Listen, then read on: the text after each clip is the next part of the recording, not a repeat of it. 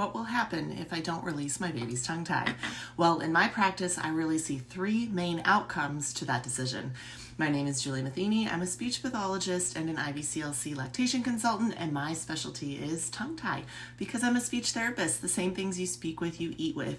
So I have been studying the impact of tongue tie on breastfeeding and infant feeding for years. And when I have families come into my office and we're trying to decide whether or not to do a release, I really see three main outcomes when families decide not to release.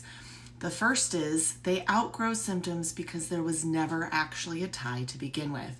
You can have the tissue under the tongue and under the lip that looks like what we call a tie because we're supposed to have tissue there. That membrane connects other parts of the body to each other.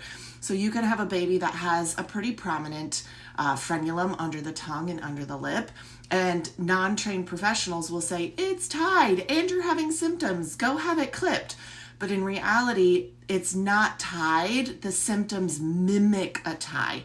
So you might hear clicking, popping on and off, not being able to efficiently transfer milk, pain with the latch, but they're not actually being caused by a tie.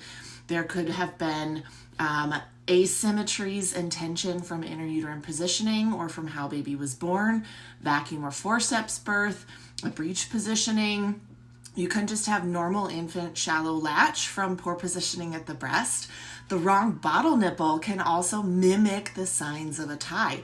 So these are the babies that we see the tissue, we're aware of the tissue, and we say, let's not release, let's do exercises and stretches and compensations, and they outgrow their tie because there was no tie to begin with. Time, maturity, strength, and getting them symmetrical again relieved all of their symptoms. So that's category one. These are the babies that often get overdiagnosed by really overzealous professionals that don't understand that there's other things that can mimic a tie.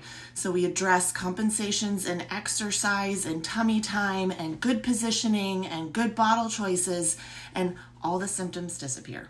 Then category two are babies that actually really do have ties, but human bodies are amazing at compensating. These are the babies that were like, yes, this tissue really is restricted. We're seeing blanching, we're seeing tension, but parents decide, you know what, I don't want to do a release. And they can have their symptoms go away, or they tolerate the symptoms. These are the babies that mom has a nice robust milk supply. She doesn't get a period back postpartum until she weans. She has a fast letdown, and the baby can compensate. She uses really good positioning and handling techniques. Maybe she's pumping extra to create a stash. Maybe she's back at work and is pumping to maintain supply. So both the parent and the baby learn to compensate for that anatomy, and they do just fine. Now, there can still be symptoms later on, but they were able to breastfeed or feed the baby, and everything did okay. And then you have that category of baby where it does not go okay. So number three, the last outcome, is there really is a tie and it was not diagnosed, it was not caught, and there might also be medical gaslighting. Some babies just can't breastfeed. Some moms just don't make enough milk. We have modern fed is best, right? Some babies just do better on a bottle. They have colic and gas. There's a dairy intolerance or sensitivity, and that baby just does not do well. They functionally have lots of clicking, lots of leaking. They don't gain weight well.